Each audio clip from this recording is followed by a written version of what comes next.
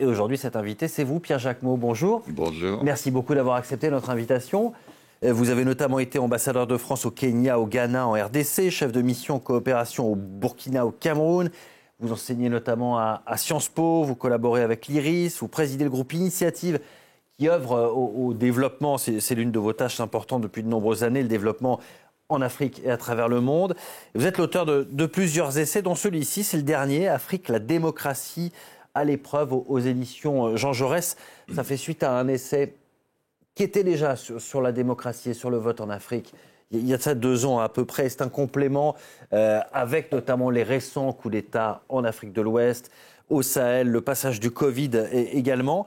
Vous vous intéressez en gros aux fragilités de la démocratie sur le continent africain, leurs nuances aussi, selon le pays, selon le contexte.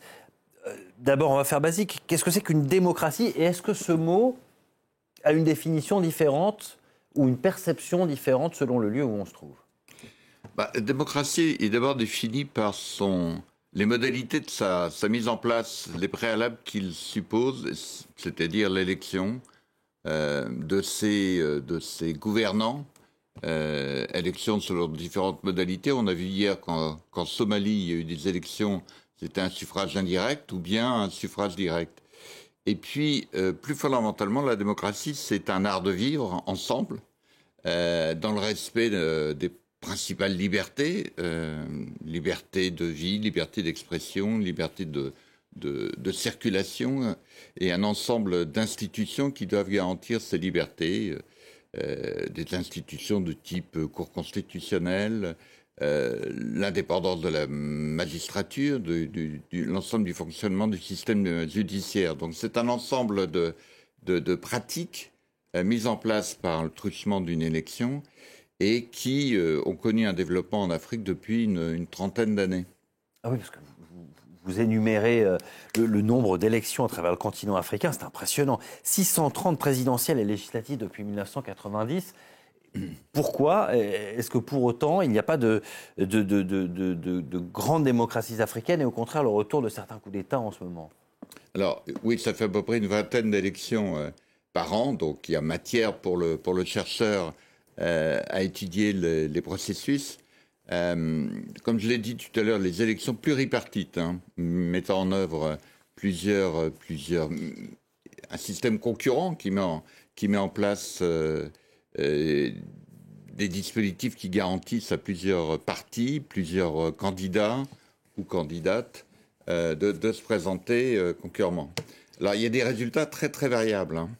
Peut-être on peut commencer par les systèmes les pays qui ont plutôt réussi dans ce cheminement démocratique, tel que nous, Européens, on l'entend, la démocratie libérale, représentative. On va en reparler d'ailleurs dans un instant de cette vision sur des garanties. Bon, il y a des exemples vertueux qu'on cite fréquemment. Il y a un trio de tête qui sort le plus souvent, c'est Maurice. À l'autre extrême, c'est le Cap-Vert. Très souvent, c'est le Botswana.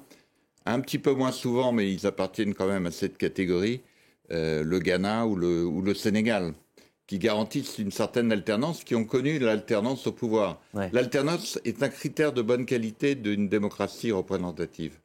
Justement, dans votre livre, vous détaillez un peu les différents critères internationaux et de certains instituts pour classer les démocraties, observer leur évolution. Si on la juge sur le seul critère de l'élection, la démocratie, elle est partout, tout le temps, mais c'est pas si simple. Le vote, il est apparu, d'abord, vous l'expliquez, un tout petit peu avant les indépendances pour des élections locales. Oui. Ensuite, il y a donc les années 60, les indépendances, des élections qui vont se généraliser, qui ne seront pas complètement démocratiques, il y aura des régimes à parti unique, des démocratures. C'est vraiment que dans les années 90 que les choses vont fondamentalement changer. En quoi exactement ? L'élément déclencheur, c'est le Bénin. Alors on associe souvent, et à mon avis à tort, l'élément déclencheur à un célèbre discours de François Mitterrand à La Baule, mais avant ce discours, le Bénin avait mis en place ce qu'on appelait les conférences nationales, et une quinzaine de pays ont connu à ce moment-là une conférence nationale, c'est-à-dire une revendication populaire incarnée par les différentes forces vives pour participer à l'élection dans la pluralité de leurs aspirations et de leurs tendances. Alors qu'autrefois, ce qui dominait, c'était le parti unique. Il y avait des élections, mais c'était le parti unique. On venait entériner en quelque sorte une situation de fait où ce qui dominait, c'était le coup d'État. Les pratiques du coup d'État ont été très importantes après les indépendances. Donc là, il y a eu un changement assez général.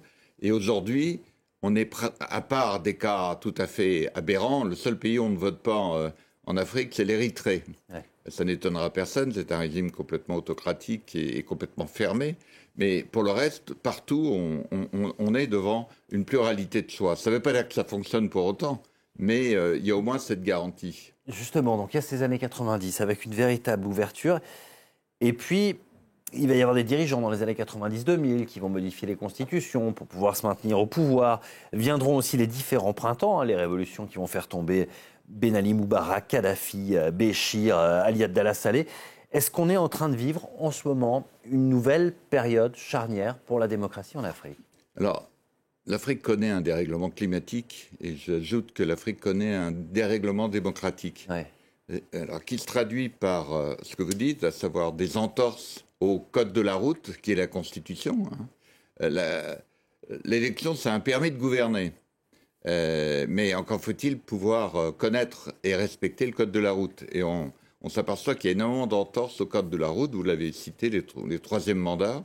Et il y a au moins une dizaine de chefs d'État qui sont maintenus au-delà des règles constitutionnelles. Ça va de Ouattara à Alpha Condé. Et pour ce qui concerne Alpha Condé, ça s'est mal terminé. Donc il y a un certain nombre d'entorses. Ensuite, il y a une certaine fatigue du vote. On s'aperçoit que les jeunes votent peu, votent pas. Les femmes votent peu ou pas. Vous allez me dire, c'est pas un phénomène typiquement africain, c'est un phénomène universel qu'on connaît en France, par exemple.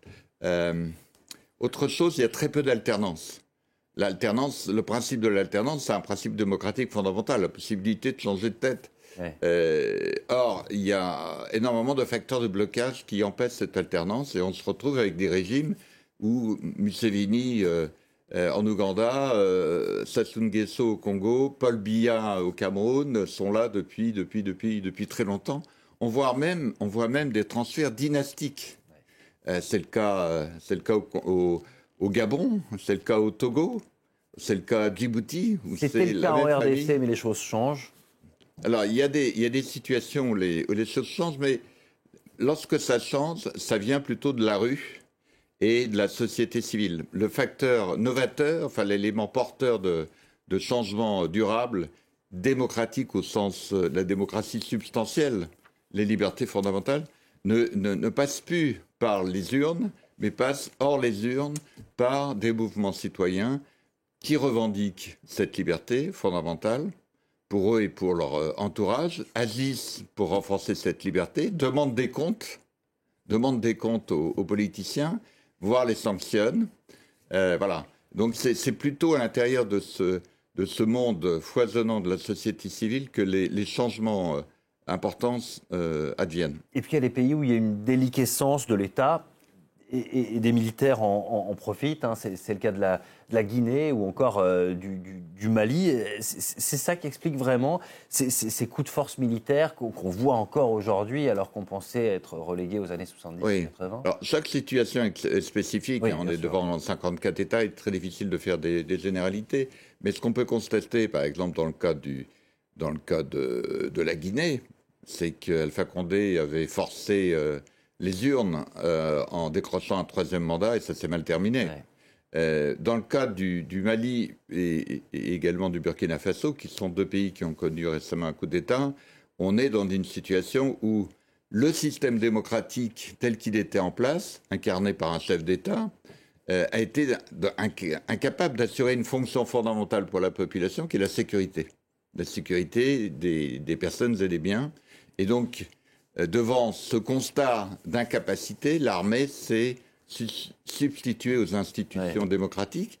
Et on peut voir que ces putschs renvoient aux calendes sérères, aux calendes maliennes, aux calendes wolof, l'élection.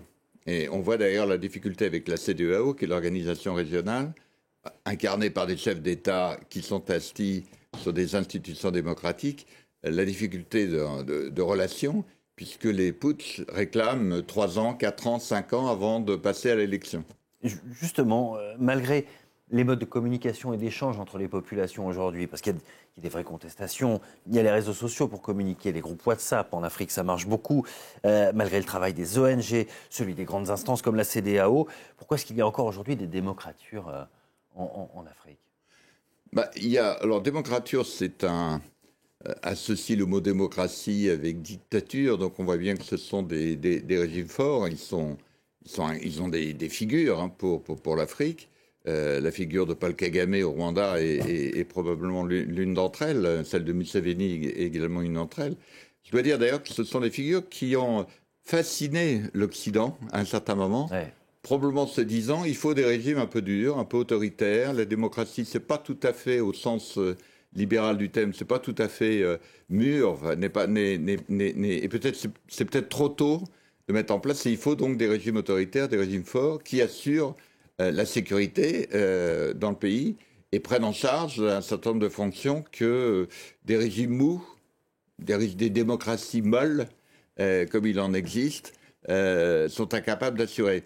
Donc, effectivement, il y a une certaine fascination pour des régimes qui, nous pourrions juger comme étant des autocraties, selon notre propre système de valeurs, et qui sont relativement populaires dans le contexte africain. D'ailleurs, les coups d'État dont on a parlé tout à l'heure, on parle pour certains d'entre eux, notamment du Mali, de coups d'État populaires, qui est une assise populaire, alors que ça peut choquer des démocrates purs et durs.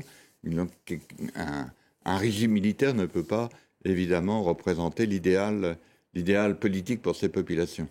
Et on salue d'ailleurs ceux qui nous regardent au Mali via Internet, via les réseaux sociaux. Vous savez qu'on est interdit de diffusion avec nos confrères d'RFI au Mali. Et certains Maliens tentent toujours de rester informés grâce à France 24. C'est un débat passionnant, Pierre-Jacques Meau. J'aurais bien voulu qu'on ait encore quelques minutes supplémentaires pour parler ensemble de ce livre. Ça s'appelle « La démocratie à l'épreuve », aux éditions de la Fondation Jean Jaurès. Ça vient de sortir tout récemment. Merci beaucoup d'avoir été notre invité ce matin et à très bientôt sur France 24.